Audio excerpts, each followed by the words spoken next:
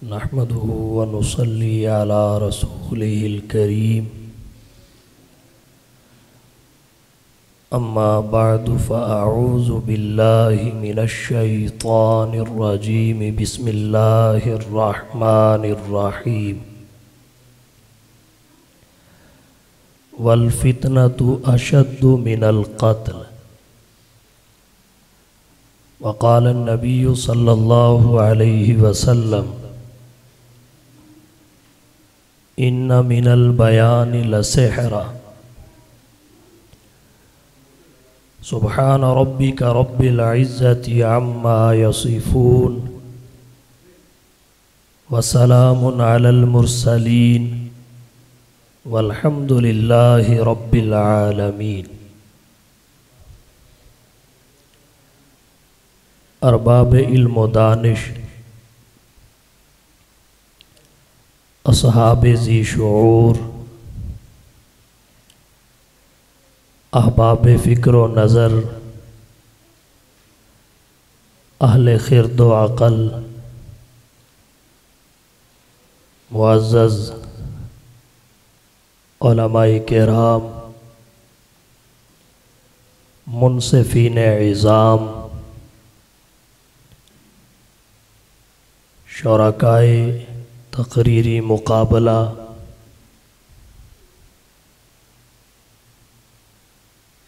और मोहतरम सामईन, सबसे पहले मैं इस तक़रीरी मुक़ाबला के इनेकाद पर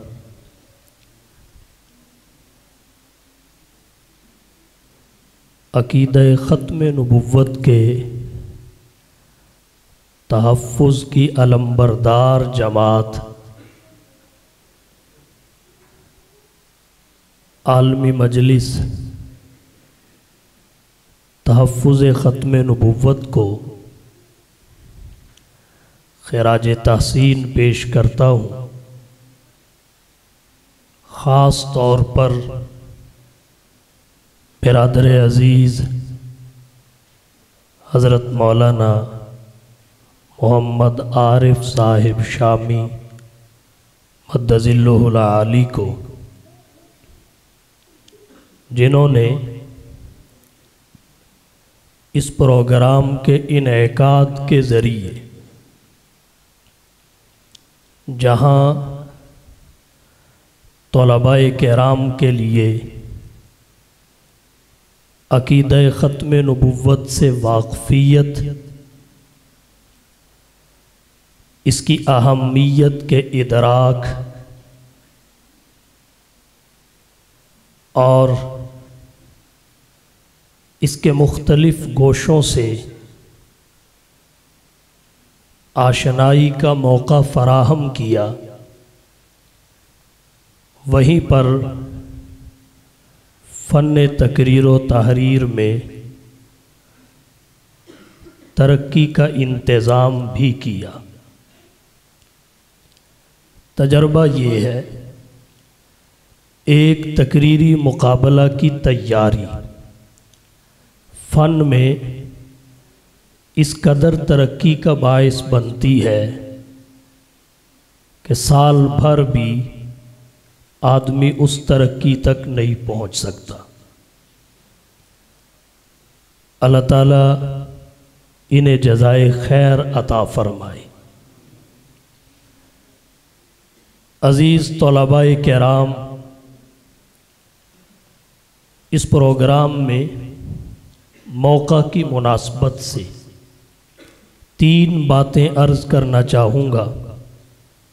सबसे पहली बात अक़ीदा ख़त्म नबुव्वत के हवाला से, दूसरी बात फितना क़ादियानियत की हौलनाकियों के हवाला से, और तीसरी बात फ़न तकरीर व तहरीर के हवाला से। जहाँ तक पहली बात का ताल्लुक़ है, अक़ीदा ख़त्म नबुव्वत की अहमियत किसी बाशऊर मुसलमान से मख्फी नहीं है। ये उम्मत मुस्लिमा का इजमाई अकीदा है जिसे मुतकल्लिमीन ने इस्लाम के उसूल और दीन की ज़रूरियात में शुमार किया है। यहीं पे बस नहीं, मुहद्दिसुल अस्र व ज़मान अल्लामा अनवर शाह साहिब काश्मीरी रहमतुल्लाह अलैह ने अपनी ज़िंदगी की आखिरी किताब ख़ातमुन नबिय्यीन में लिखा है कि उम्मत मुस्लिमा का सबसे पहला इजमा हुआ ही मसला ख़त्म नबुव्वत के तहफ़्फ़ुज़ पर था। अकीदा ख़त्म नबुव्वत वो अकीदा है जिसके बारे में अल्लाह ने कुरान करीम में आयात की सेंचुरी नाजिल फरमाई है और हुजूर सल्लल्लाहु अलैहि वसल्लम की अहादीस में 200 के लगभग अहादीस हैं। उलमा ने इससे भी ज़ायद शुमार की हैं जो अकीदा ख़त्म नबुव्वत का वाज़े और बय्यन सबूत है। उम्मत का पहला इजमा भी इसी के तहफ़्फ़ुज़ पे हुआ, क़यास भी इसी की तायीद करता है। उम्मत मुस्लिमा के जोड़ और इत्तेहाद का सबसे मज़बूत सबब और रास्ता तहफ़्फ़ुज़ ख़त्म नबुव्वत का रास्ता है, जिसमें मसल की इम्तियाज़ात, फ़ुरूई इख्तिलाफ़ात को पसे पुश्त डालकर नबी का हर उम्मती हुजूर का उम्मती बनकर मैदान अमल में होता है। अपनी जुज़वी शनाख्तें, पहचान हर कोई क़ुरबान कर देता है और ख़त्म नबुव्वत के तहफ़्फ़ुज़ के लिए हमेशा वहदत का मुज़ाहरा करता है।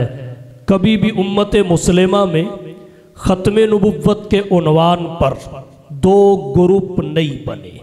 हुजूर सल्लल्लाहु अलैहि वसल्लम की ख़त्म नबुव्वत गैर मुअव्वल है। आप बग़ैर किसी तावील और तख़सीस के अल्लाह के आखिरी नबी, रसूल और पैगंबर हैं। आपके बाद क़यामत तो आएगी, कोई नबी पैदा नहीं हो सकेगा। अकीदा ख़त्म नबुव्वत अहम अकीदा है, इस कदर अहम जिस कदर अकीदा तौहीद अहम है। इसकी अहमियत की कैफियत बेआइनी ही वही है जो अकीदा तौहीद की अहमियत की कैफियत है। ज़्यादा तफसीलात में नहीं जाना चाहता। बहरहाल हम सब की ज़िम्मेदारी ये है कि हम अकीदा ख़त्म नबुव्वत के तहफ़्फ़ुज़ के लिए अपनी हिम्मत, अपनी इस्तेताअत के बक़दर बल्कि उससे बढ़कर अपना किरदार अदा करें। और यहाँ एक बात अर्ज़ करना चाहूँगा, अकीदा ख़त्म नबुव्वत के तहफ़्फ़ुज़ के लिए हम सब की ज़िम्मेदारियाँ यकसा नहीं हैं। हम सब की ज़िम्मेदारी यकसा नहीं है। हमारे अहवाल, शोबाजात के इख्तिलाफ़ात और इस्तेताअत की कैफियत की तब्दीली और तफावुत, इनको पेश नज़र रखते हुए हमारी ज़िम्मेदारियाँ भी मुख्तलिफ़ हैं। हर एक को इदराक करना चाहिए मेरी ज़िम्मेदारी कौन सी है, इसके तहफ़्फ़ुज़ के लिए मेरा कौन सा किरदार मुफीद और मुअस्सिर साबित हो सकता है। पहचान करे, तयन करे और उसको निभाने की भरपूर कोशिश करे। जहाँ तक फितने कादियानियत की बात है, कादियानियत फितना ही नहीं, बहुत बड़ा फितना है। कुछ फितने ऐसे हैं वो इंसान की जान लेते हैं, कुछ फितने वो हैं जो इंसान का माल लेते हैं।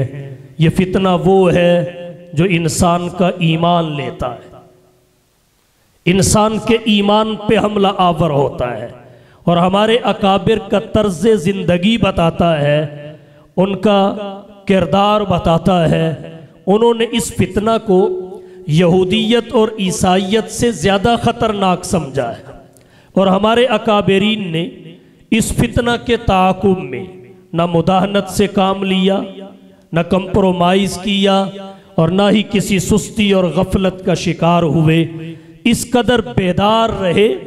उलमा ने लिखा है मिर्ज़ा ग़ुलाम अहमद क़ादियानी ने उस वक़्त तक दावे नबुव्वत भी नहीं किया था जब सैयदुत ताइफ़ा हज़रत हाजी इमदादुल्लाह साहिब मुहाजिर मक्की रहमतुल्लाह अलैह ने पीर मेर अली शाह साहिब गोलड़वी को हरमैन से हिंदुस्तान वापस भेज दिया था कि मुझे बदबू आ रही है एक आदमी की बदअकीदगी की कि वो हिंदुस्तान में नबुव्वत का दावा करेगा।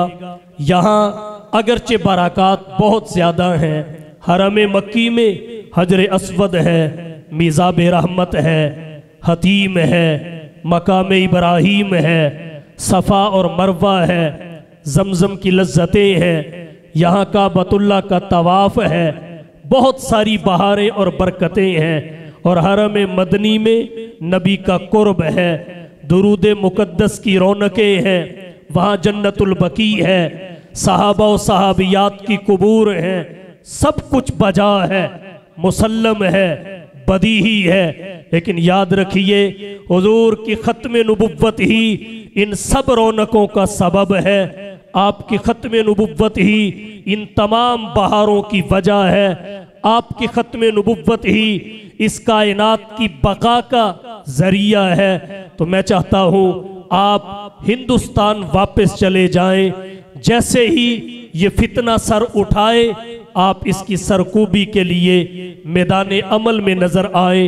पीर मेर अली शाह साहिब भी वहाँ से वापस पलटे और हिंदुस्तान की सरजमीन पर इस फितना की सरकोबी में लग गए। अपने अकाबरीन को देखिए और किसी उन्वान पर उनकी तसनीफ और इशात हो ना हो, उनकी तालीफ हो ना हो, बहुत सारे अकाबरीन की इस उन्वान पर आपको तसनीफ ज़रूर मिलेगी। और अगर हमारे अकाबरीन में बहुत सारे अकाबरीन ने हर मौजू पे किताब लिखी है तो फितना कादियानियत को कभी नज़रअंदाज नहीं किया। इस पर दीगर फितनों का ताक़ुब करने की बनिस्बत बढ़कर काम किया है। आप देखिए मिस्कुल ख़िताम हज़रत मौलाना इदरीस कांदलवी रहमतुल्लाह अलैह ने लिखी और अपनी मिसाल आप किताब है। इस्लाम के इस अकीदे के बारे में मौलाना शम्सुल हक अफ़गानी ने आलमगीर नबुव्वत लिखी, मौलाना हिफ्ज़ुर रहमान सेहारवी ने फ़लसफ़ा ख़त्म नबुव्वत लिखी, अल्लामा डॉक्टर खालिद महमूद ने अकीदतुल उम्मत फ़ी माना ख़त्म नबुव्वत लिखी, अल्लामा अनवर शाह काश्मीरी ने अपनी ज़िंदगी में जो आखिरी किताब लिखी वो ख़ातमुन नबिय्यीन लिखी। इमाम अहले सुन्नत मुहद्दिसुल असर व ज़मान हज़रत मौलाना मोहम्मद सरफराज खान साहिब सफ्तर रहमतुल्लाह अलैह ने अकीदा ख़त्म नबुव्वत कुरान व सुन्नत की रोशनी में लिखा। हमारे अकाबरीन तकरीर का मैदान हो या तहरीर का, तसनीफ़ व तालीफ का मैदान हो या मुनाजरा का, डायलॉग और मुकालमा की ज़रूरत हो या मुबाहला की नौबत, कभी भी पीछे नजर नहीं आए। अस्साबिकून अल अव्वलून नजर आए और अकीदा ख़त्म नबुव्वत के तहफ़्फ़ुज़ के लिए हर फ़र्द बशर से पेश पेश रहे। ये हमारे अकाबिर की जिद्दोजहद और फिर इस जो जिद्दोजहद का तसलसल हमें इस बात का एहसास दिला रहा है कि ये फितना आम फितना नहीं है, ये फितनों में बड़ा फितना है। बाकी फितने माल लेंगे, जान लेंगे, ये फितना ईमान लेगा। इसलिए इस पर किसी गफलत और सुस्ती का मुजाहरा नहीं करना चाहिए। जहां तक तीसरी बात है फन तकरीर और तहरीर के हवाला से खुतबा तशरीफ फरमा है, इतना कहूँगा खिताबत एक मुस्तकिल फ़न है। अल खिताबत फ़न्नुन मिनल फ़ुनून, एक मुस्तकिल फ़न है और अहमियत इसकी ये है, ये अंबिया का वसफ़ है। खिताबत अंबिया के औसाफ में से एक वस्फ है। आप कहेंगे दलील? मुफस्सिरीन किराम ने लिखा है, हजरत शुएब अलैहिस्सलाम अंबिया में खतीबुल अंबिया के लक़ब से मुलक़्क़ब थे, और इसका सबब क्या था? उनकी मरबूत और पुरमगज़ तकरीर, जिसकी वजह से इंदल मुफस्सिरीन खतीबुल अंबिया कहलाए। कुरान करीम में अल्लाह ताला ने अंबिया किराम के खिताबात का जिक्र किया, उनकी तकारीर को बयान फरमाया, और फिर कुरान करीम में अल्लाह ने हज़रत दाऊद अलैहिस्सलाम के हवाला से फरमाया, आतैनाहुल हिकमत व फसलल खिताब, हमने उन्हें हिकमत अता की और फसल खिताब। हिकमत क्या है? मुफस्सिरीन किराम के दो अक़वाल हैं। एक कौल के मुताबिक हिकमत से मुराद दानाई है, दूसरे कौल के मुताबिक हिकमत से मुराद नबुव्वत है, और फसल खिताब से मुराद क्या है? कुव्वत बयान, ज़ोर बयान। चूँकि हज़रत दाऊद अलैहिस्सलाम ऊंचे दर्जे के खतीब थे, इस कदर ऊंचे दर्जे के मुफ्ती आज़म पाकिस्तान हज़रत मुफ्ती मोहम्मद शफ़ी रहमतुल्लाह अलैह ने इसी आयत करीमा के तहत लिखा है कि खुतबों में हम्दो सलात के बाद जो अम्मा बाद का लफ्ज़ बोला जाता है, ये सबसे पहले हज़रत दाऊद अलैहिस्सलाम ने तकल्लुम फरमाया था। इसका तकल्लुम सबसे पहले हज़रत दाऊद अलैहिस्सलाम ने किया। अगर अव्वलियात की तारीख में जाए तो अम्मा बाद हज़रत दाऊद अलैहिस्सलाम से शुरू होता नज़र आएगा, और जहाँ तक खताबत में हुजूर सल्लल्लाहु अलैहि वसल्लम की शोहरत और आपकी बुलंदी है, उसके तो कहने ही क्या।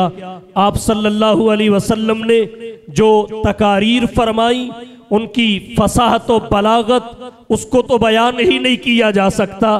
फसाहत खुद हाथ बांध के खड़ी हो जाती है, बलागत खुद आजिज नजर आती है।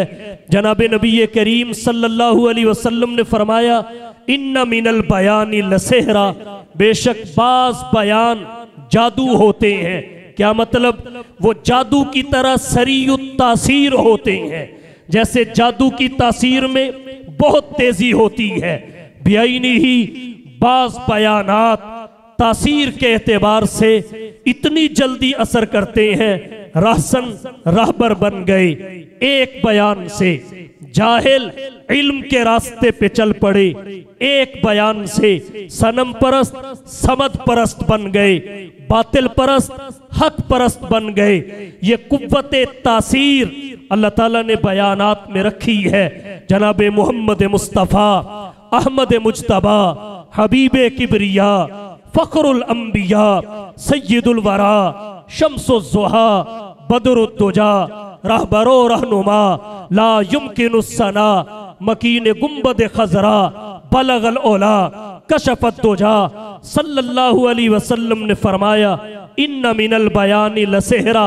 और आपके सहाबाए किराम, उनमें भी खुतबा की कमी नहीं थी। एक से बढ़कर एक खतीब। हजरत अली को देख लीजिए, उनकी नहजुल बलागा हजरत अली की खिताबत का वाज़े और बय्यन सबूत है। हजरत साबित बिन कैस बिन शम्मास अंसारी के खुतबात बताते हैं कि सहाबाए किराम में कितने आला ज़ौक़ के खतीब थे, और सहाबाए किराम में जो खुतबा थे उनका मेयारे खिताबत इस कदर बुलंद था कि वो खिताबत की वजह से कुफ्फार से जीत जाया करते थे। अपने अकीदे की जंग खिताबत की सवारी पे लड़ते, अपने मौक़िफ़ की जंग खिताबत की सवारी पे लड़ते और मैदान मार लेते थे। इस पे एक वाक़या जिक्र करूँगा। साहिब उस्दुल गाबा ने उस्दुल गाबा की जिल्द अव्वल में एक वाक़या लिखा कि बनु तमीम का एक वफद अकरा बिन हाबिस और ज़बरकान बिन बदर की क़यादत में जनाब नबी करीम सल्लल्लाहु अलैहि वसल्लम से बातचीत के लिए आया। जब हुजूर की खिदमत में पहुंचा तो कहने लगा, हम खतीब और शायर लेके आए हैं, हम आपसे बात खिताबत और शायरी की ज़ुबान में करेंगे। हुजूर ने उनके इस चैलेंज को भी कबूल कर लिया और अपनी उम्मत को ये दर्स दिया, अपने मौक़िफ़ के इस्बात, हक के इहक़ाक़ और बातिल के इब्ताल के लिए दुश्मन का कोई चैलेंज कबूल करने से पीछे ना हटना। हुजूर ने कबूल किया, फरमाया सो बिस्मिल्लाह आइए। जब आपने चैलेंज कबूल किया तो अकरा बिन हाबिस ने एक नौजवान की तरफ इशारा किया कि खड़े हो जाइए। नौजवान खड़ा हुआ, उसे हुक्म जारी किया कि खिताबत में अपने और अपने आबाओ अजदाद के, उनके मिशन और नजरियात के दलाइल बयान करो, अपनी बात खिताबत की जुबान में करो। उसने की। जब बैठ गया, जनाब नबी करीम सल्लल्लाहु अलैहि वसल्लम ने अपने एक सहाबी को खड़े होने का इशारा किया, जिनका नाम साबित बिन कैस था। अंसारी सहाबी हैं, आला दर्जे के खतीब थे। हुजूर इन्हें खतीब कह के पुकारा करते थे, गोया आपकी जानिब से इन्हें खतीब डिक्लेयर किया गया था। आप सल्लल्लाहु अलैहि वसल्लम ने इन्हें हुक्म दिया कि जवाब आपके ज़िम्मे है। सहाबी खड़े हुए और खिताबत की ज़ुबान में उनके दलाइल का जवाब भी दिया और अकीदा तौहीद पर नए दलाइल को पेश भी किया। इसके बाद फिर ज़बरकान बिन बदर ने एक और नौजवान की तरफ इशारा किया। उसे कहा शायरी की ज़ुबान में अपने अकायद व नज़रियात, अपने आबाओ अजदाद के अहवाल का जिक्र करो। नौजवान खड़ा हुआ, उसने तामील की। जब बैठ गया, जनाब नबी करीम सल्लल्लाहु अलैहि वसल्लम ने हज़रत हस्सान बिन साबित रज़ी अल्लाहु ताला अन्हु को मुखातब किया और फरमाया कुम या हस्सान अय्यदकल्लाहु बिरूहिल कुदुस। हस्सान खड़े हो जाइए, अल्लाह आपकी रूहुल कुदुस के जरिए मदद और नुसरत फरमाए, ताईद करे, जवाब दीजिए। हज़रत हस्सान खड़े हुए, शायरी में उन्होंने जवाब दिया। जब बात कर चुके हज़रत हस्सान बिन साबित, इससे आगे कार्रवाई नहीं चली। जो आए थे उन्हीं के सरदार ज़बरकान बिन बदर और अकरा बिन हाबिस खुद खड़े हुए और खड़े होके कहने लगे, ए मोहम्मद, आज हमने मान लिया आपका खतीब हमारे खतीब से आला है, आपका शायर हमारे शायर से बड़ा है। अब आपको दलाइल देने की जरूरत नहीं है, हम खुद बोल रहे हैं अशहदु अल्ला इलाहा इल्लल्लाह व अशहदु अन्नका रसूलुल्लाह। खिताबत से मैदान मार लिया करते थे। हमारे आज के खुतबा इस बात को सामने रख के देखें कि हमारी खिताबत में वजन कितना है। हमारी खिताबत कहीं रुई की गठड़ी तो नहीं है, तूड़ी का ढेर तो नहीं है।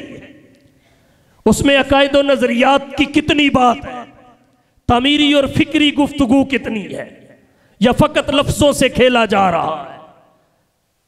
सहाबाई किराम एक मकसद के लिए खिताबत और शायरी को इस्तेमाल फरमाते थे और रहे हमारे शुआरा और नात खान अल अमान वल हफीज, उनकी तो मैं बात ही नहीं करता। शायद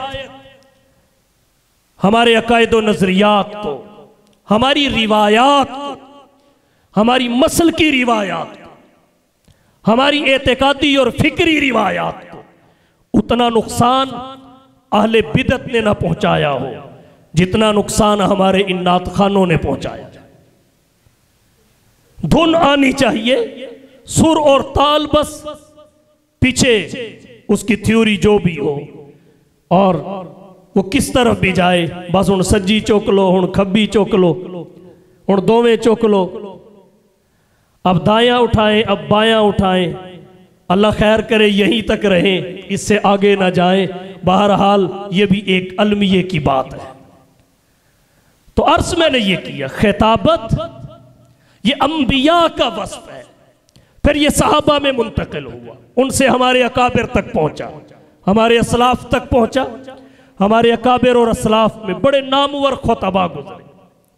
किस किस का नाम लिया जाए, किस किस का नाम लिया जाए?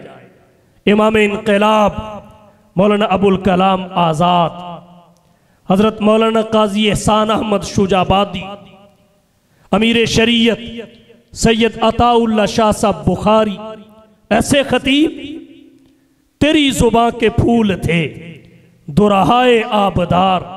बुखारी तेरी जुबां के फूल थे दुराहाए आबदार, और तेरे बयां पे फन्ने खिताबत को नाज था। दिलो दिमाग थे तेरे कुदरत का मोजेजा, सीना तेरा मदीना सोजो गुदाज था। और कानों में गूंजते हैं बुखारी के जमजमे, कानों में गूंजते हैं बुखारी के जमजमे, बुलबुल चहक रहा है रियाज़े रसूल।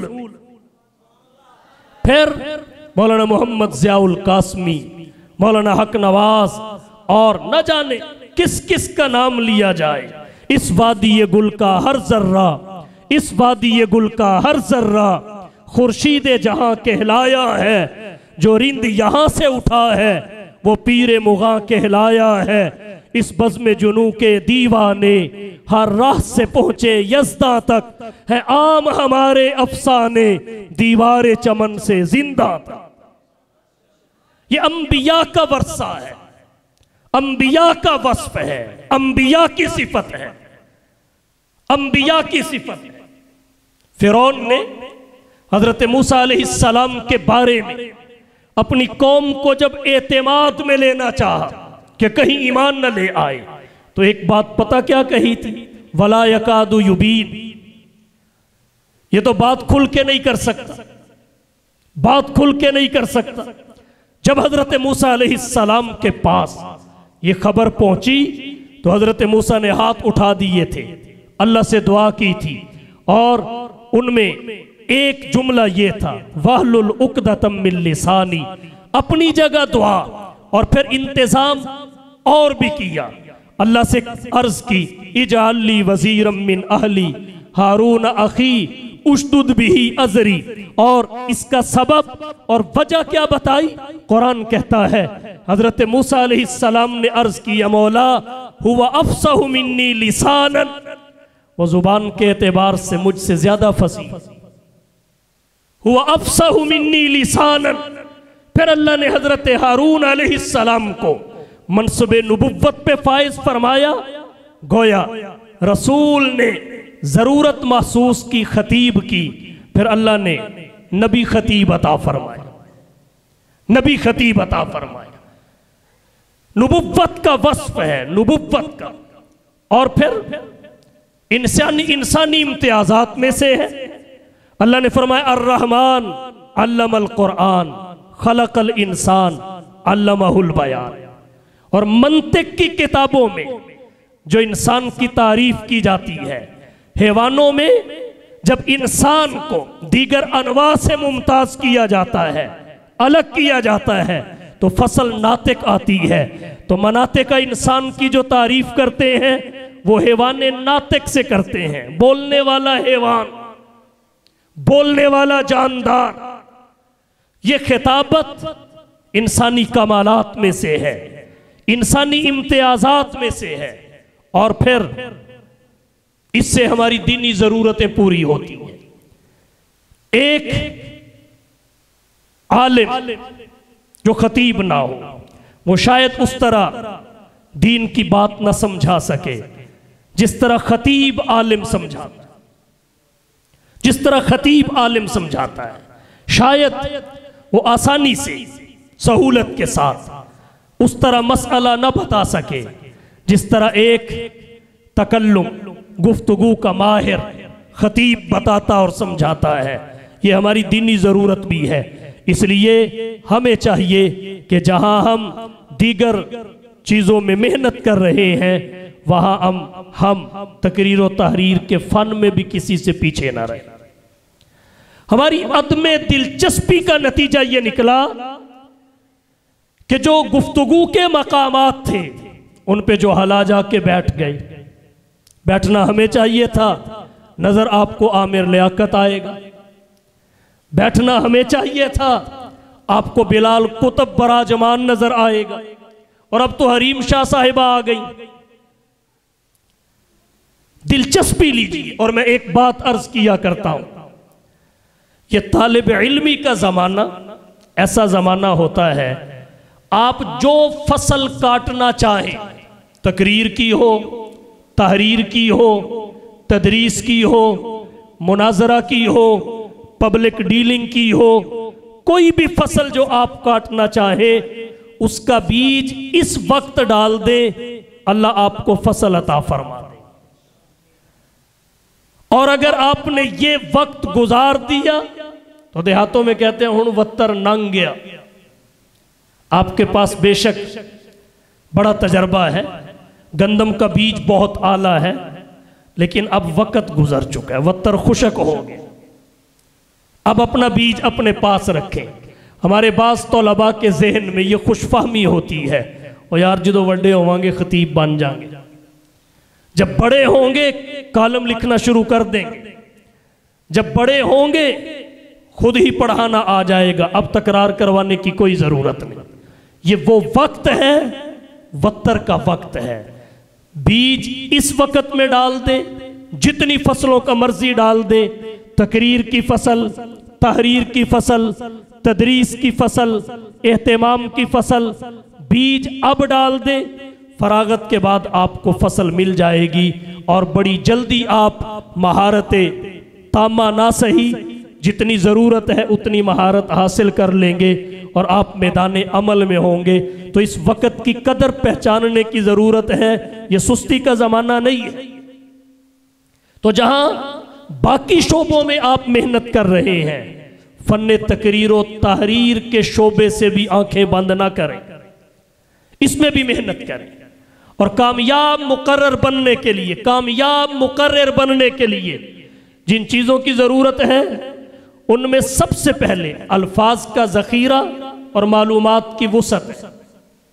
वोकैबुलरी, अल्फाज का ज़ख़ीरा, मालूमात की वुसअत, मुतरादिफ़ात, मुहावरे, इस्तिलाहात, मालूम मजबूत मालूमात, ये बहुत ज़रूरी है। गोया ये मेटीरियल है, मेटीरियल। अगर आप बिल्डिंग बनाना चाहते हैं, आप उसका मेटीरियल पहले जमा करते हैं, सीमट, ईंट, बजरी, रेत। अगर आपके पास मेटीरियल ही ना हो तो इमारत आपका ख्वाब रहेगी। मेटीरियल हो, मजबूत ना हो, इमारत कमजोर रहेगी। मालूमात और मुताला ये आपकी खिताबत और तकरीर का मेटीरियल है। अगर ये नहीं तो आई बाई शाई।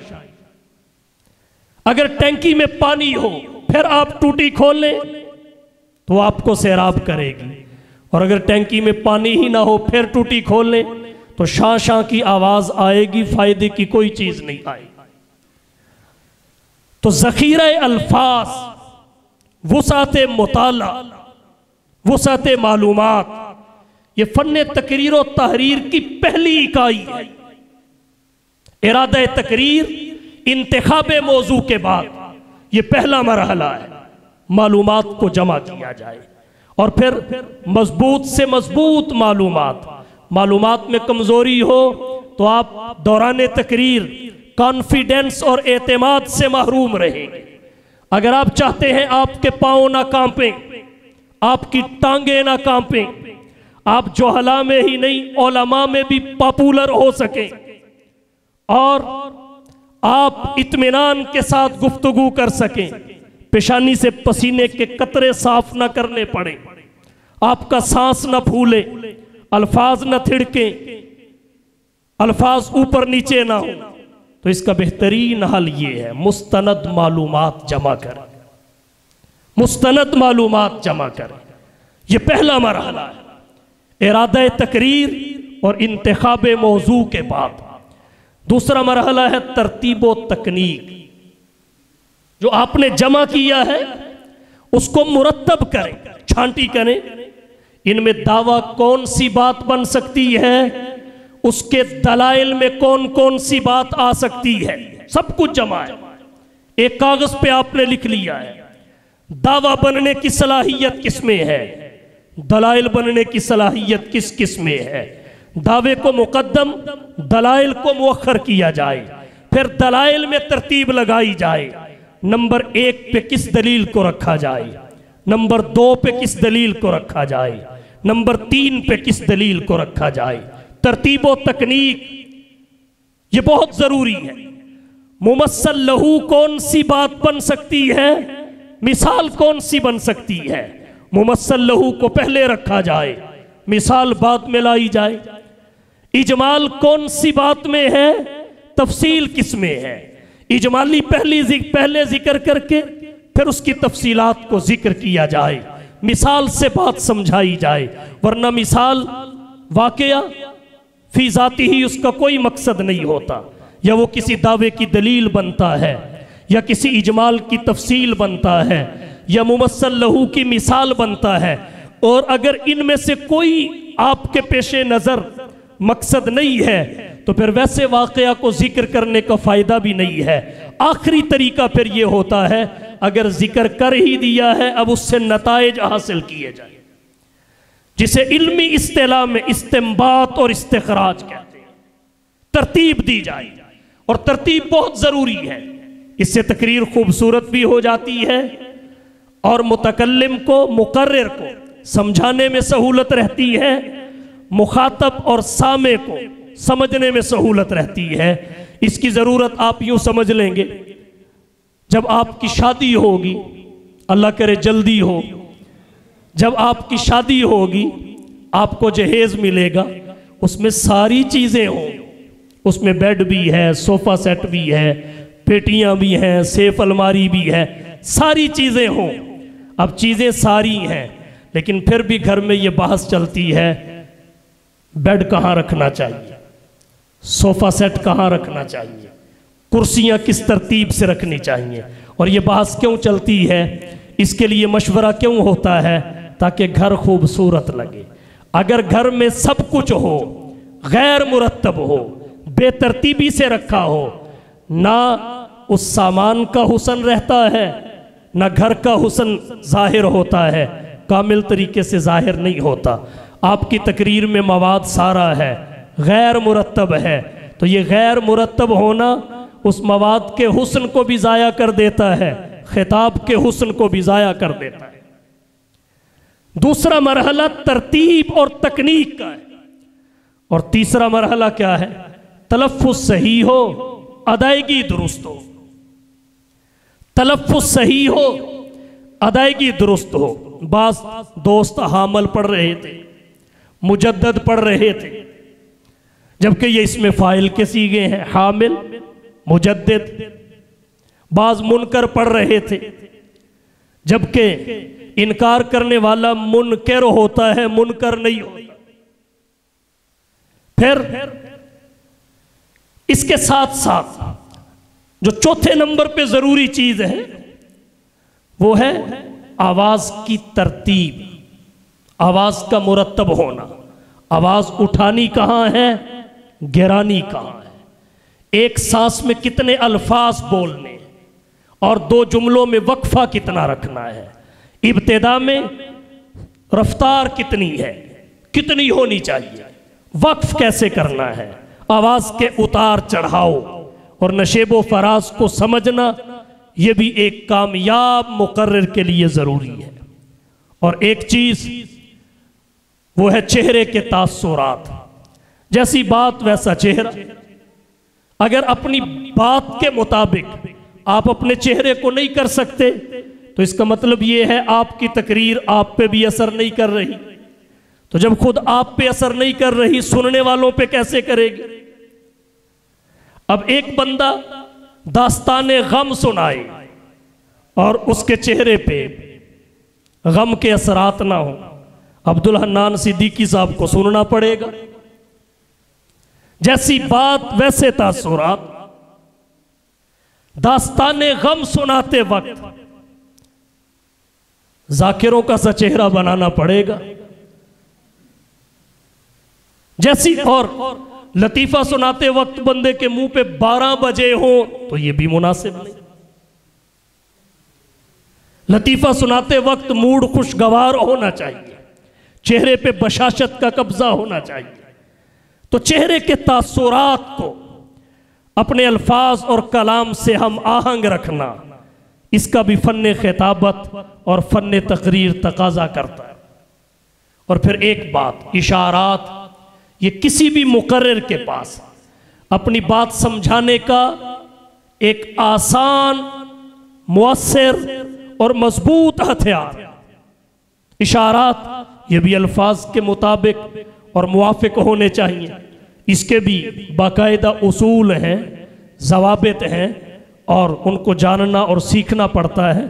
तो अर्ज़ मैंने ये किया, अल खिताबतु फ़न्नुन मिनल फ़ुनून, ये भी एक फ़न है और इसकी बुनियाद इल्म पे है। इल्म पे इल्म है तो बाकी सारी बातें और सारी मौजें उसके बाद की हैं, और अगर इल्म नहीं है तो फिर सबसे महरूम है। आप यूं कह लीजिए, इल्म सोना है, इल्म सोना है। मुकर्रिर और खतीब सुनियारा है। सोने की धात कितनी पुरानी है, डिजाइन नए से नए, धात पुरानी है, डिजाइन नए से नए। कुरान पुराना है, हदीस पुरानी है, सहाबा के अक़वाल और आसार पुराने हैं, उनको पेश करने का अंदाज नया है, और इसे ही खिताबत कहते हैं। इल्म सोना है, मुकर्रिर और खतीब सुनियारा है, जो उसे इल्म को जो हुजूर के सीने से जारी हुआ नए से नए अंदाज में पेश करता है, नए स्टाइल में पेश करता है, ये खतीब और मुकर्रिर कहलाता है। तो ये सिफात एक मुकर्रिर और खतीब को अपने अंदर पैदा करनी चाहिए। ये कसबी हैं, कसबी।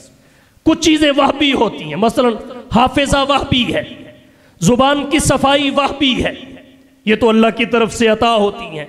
मगर मुताला की वुसअत, अल्फाज का ज़ख़ीरा, तरतीब देने की सलाहियत, अल्फाज की और तलफ़्फ़ुज़ की रियायत, अदायगी की दुरुस्तगी, मुरत्तब आवाज़ का उतार चढ़ाव, वगरना अगर ये नहीं होगा तो जुमला एक ही है, उसका मफ़हूम ही बदल जाएगा, माना तब्दील हो जाएगा। मसलन एक जुमला है हाज़ा आलिमुन, मुब्तदा खबर, जुमला इस्मिया खबरिया है, इसको आप बोले हाज़ा आलिमुन, अब ये खबरिया ना रहा, ये इस्तिफ़हामिया बन गया। अल्फाज वही है, आवाज़ के उतार चढ़ाव से माने में फ़र्क पैदा हो रहा है। अल्फाज वही हैं, आप कहें हाज़ा आलिमुन, अब ये तंज़ बन गया। और अगर आप कहें हाज़ा आलिमुन, ये ताज्जुब बन गया। आवाज़ का उतार चढ़ाव, इशारात, चेहरे के तासुरात, ये सब कसबी चीज़ें हैं, सीखनी पड़ती। और याद रखिए, हैवानों के कमालात मौरूसी हैं, पैदाइशी हैं, उन्हें किसी से सीखने नहीं पड़ते। इंसानी कमालात ये पैदाइशी और मौरूसी नहीं है, ये सीखने पड़ते हैं। जैसे आप किताबत सीखते हैं, वैसे ही आपको किताबत सीखनी पड़ेगी। तो सीखें, जब आप इरादा करेंगे तो आपको मराकज़ भी मिल जाएंगे कि कहाँ जाके सीखी जाए। एक बात मैं आखिर में और अर्ज करता हूँ तकरीरों खिताबत के शायकीन से, और ये बात बड़े गुर की है। उम्मीद करूँगा आप तलबाए किराम इसको अपने जहनों में जगह देंगे। खिताबत का मेयार हर दौर का अपना होता है, हर दौर में मेयार खिताबत बदलता है, इसमें जुमूद नहीं होता। अगर आप दौर के तकाज़े को ना समझें, वक्त की ज़रूरत को ना समझें, ज़माने की पुकार को ना समझें, आपकी खिताबत पीछे रह जाएगी, ज़माना और उसकी डिमांड आगे निकल जाएगी।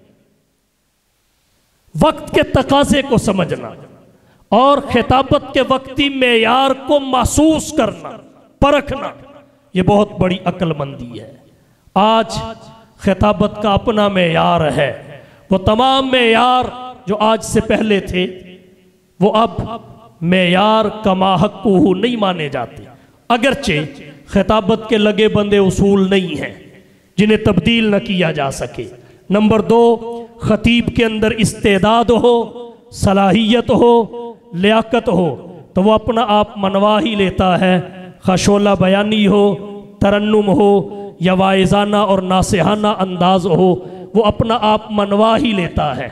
लेकिन उसमें भी इसको महसूस करना, समझना बहुत ज़रूरी है कि मौजूदा दौर का मेयार खिताबत है क्या।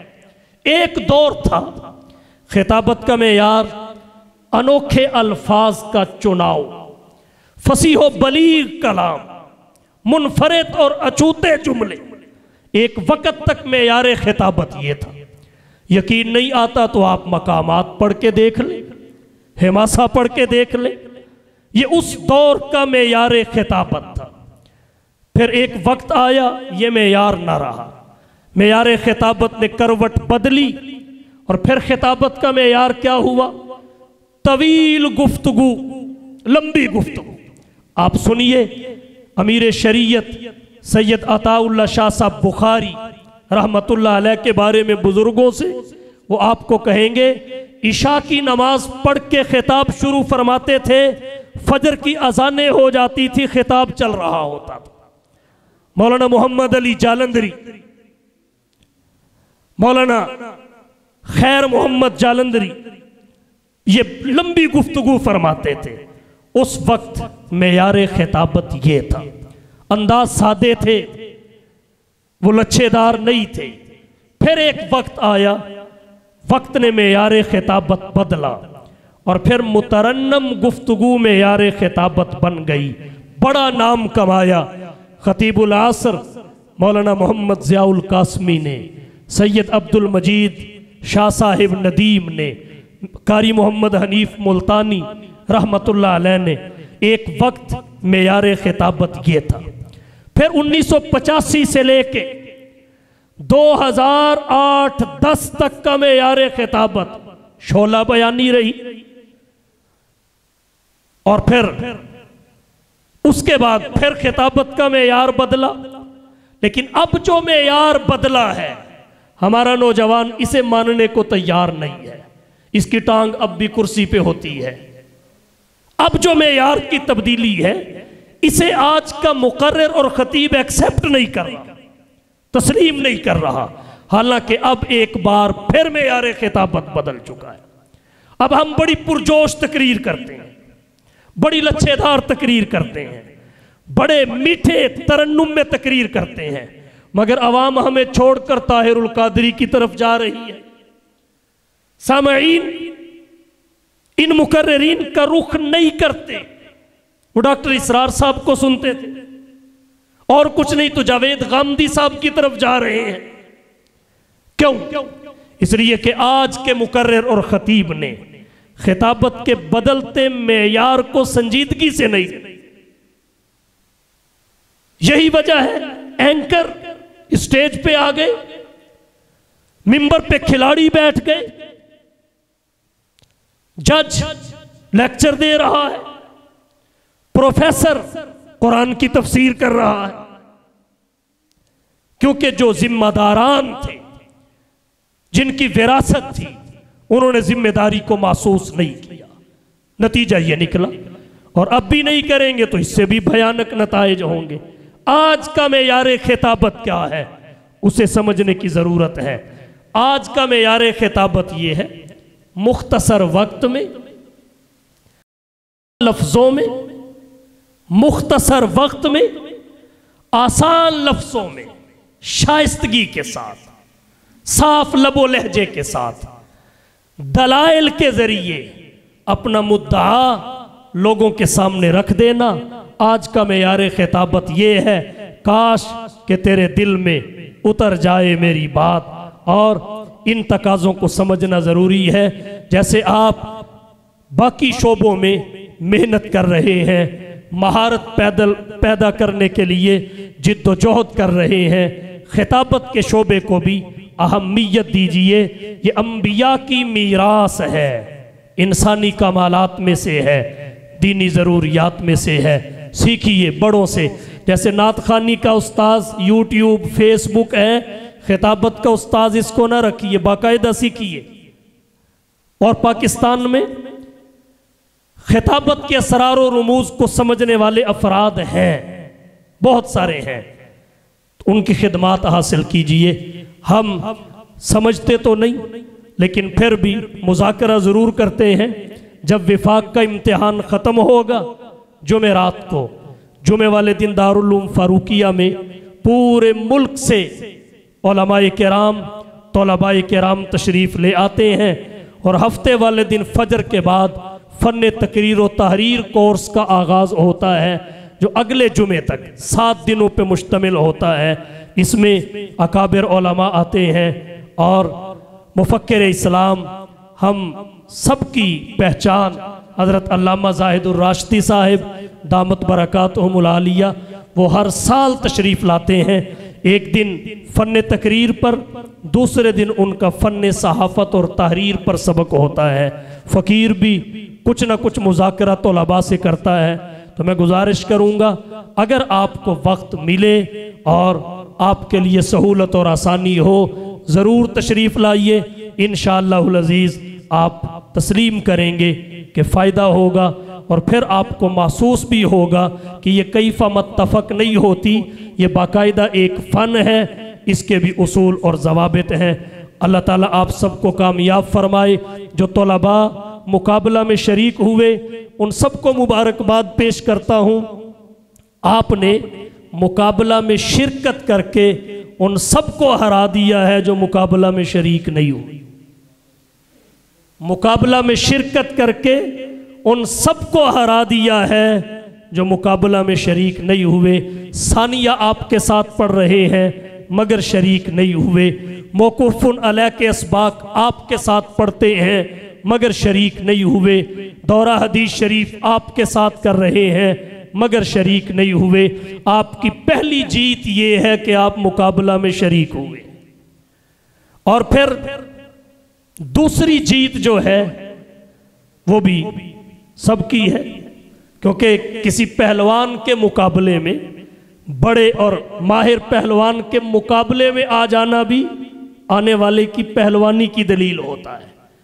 और आप आए, अब लामहल्ला यहाँ जन्नत में भी तफावुत होगा, फ़र्क़े मरातिब जन्नत में भी होगा, तो यहाँ तो होना ही होना है। लेकिन बहरहाल अल्लाह आप सबको कामयाब करे। मकसद आपका ये होना चाहिए कि ये मुकाबला हमारी तकरीर की इस्तेदाद में इजाफे का सबब बने, और बनेगा। बाकी जिन के नंबर आएंगे वो ज़्यादा खुश नसीब होंगे। एक बात, चूँकि कभी कभी मुझे भी ये जिम्मेदारी मिलती थी कि ये हमारे जो अकाबिर बैठे हैं कागज़ कलम पकड़ के, यहाँ मैं भी बैठता था, ये बड़ा मुश्किल काम है। आपका इम्तिहान है या नहीं, इनका हो रहा है, तो ये मुश्किल काम है। तो जब यहाँ नंबर लगते हैं, बाद में ऐलान होता है, तो बाज़ तलबा के जहन में आता है कि मेरी तकरीर तो ज़्यादा धुएंधार थी, मुझे नंबर ना दे के मुनसिफीन ने नाइंसाफ़ी की है। और बाज़ कहते हैं मेरा मवाद तो बहुत मजबूत था, मुझे नंबर ना दे के नाइंसाफ़ी की गई। और बाज़ कहेंगे भाई मैंने तो वक़्त के अंदर तकरीर ख़त्म की, मुझे नंबर ना दे के नाइंसाफ़ी की। तो ये शुकूक व शुबहात पैदा होंगे। एक बात मैं अर्ज़ करके ख़त्म करता हूँ ताकि आप मुतमईन हो के घरों को लौटें। यहाँ जो फ़ैसला होगा वो किसी एक चीज़ को देख कर नहीं होगा, यहाँ फ़ैसला माजून मुरक्कब पे होगा, किसी एक चीज़ को देख के नहीं होगा। अगर आपका मवाद अच्छा था, हो सकता है आपको मवाद के नंबर पूरे मिल गए हो, और आपके नंबरों में जो कमी आई है वो अंदाज में आई हो। आप सिर्फ मवाद को देख रहे हैं, जबकि यहाँ सिर्फ मवाद नहीं देखा जाएगा। और ऐसा भी हो सकता है कि कोई कहे मेरा अंदाज बहुत अच्छा था, वो कहे मेरी पोजीशन आनी चाहिए। हो सकता है अंदाज के नंबर उसके भी पूरे हों, लेकिन उसे मार मवाद से पड़ गई हो। और हो सकता है कोई ये भी कहे कि मेरा अंदाज भी अच्छा था, मेरा मवाद भी अच्छा था, मेरी पोजीशन क्यों नहीं आई। हो सकता है उसको ये 2 बत्तियां मार दे गई हो, उसको ये 2 बत्तियां मार दे गई हो। जाहिर है जो 5 मिनट से 2 सेकंड भी पहले तकरीर ख़त्म करता है, उसूली तौर पे वक़्त के नंबर तो सारे उड़ गए, और जो 7 मिनट से ऊपर जाता है उसूली तौर पे उसके भी सारे उड़ गए।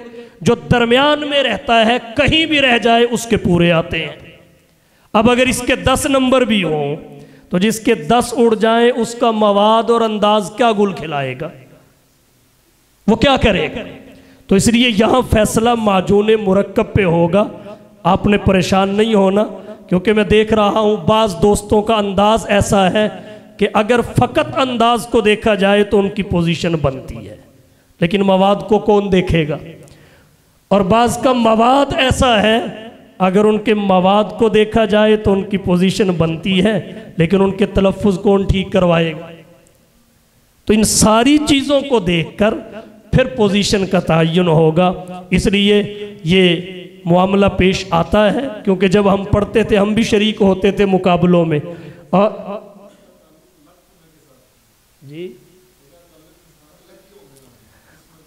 हमारा जाहिर बात है खिताबत में दोनों किस्म की सिफात हैं, वाहबी भी कसबी भी, और लक भी मेहनत से ही बनती है। तो बहरहाल ये भी अल्लाह की अता ही है, अल्लाह दे दे। तो बहरहाल अल्लाह ताला आपको कामयाब फरमाए, आपके लिए दुआगो है। ज़ाहिर है पोजीशन तो 3-4 को ही मिलेगी, लेकिन फ़ायदा सबको होगा। आप उस फ़ायदे पे नज़र रखें। और मौलाना आरिफ शामी साहब को अल्लाह जज़ाए खैर अता फरमाए। ये आपके मोहसिन हैं, आपके लिए इन्होंने मैदान फराहम किया। आपका सालों का सफ़र हफ्तों में हो गया, और हम इनसे उम्मीद करते हैं ये आइंदा भी इस किस्म के मौक़े तलबा को फराहम करते रहेंगे, ताकि इनकी सलाहियतों में खूब इजाफ़ा हो। व आखिर दावाना अनिल हम्दुलिल्लाहि रब्बिल आलमीन।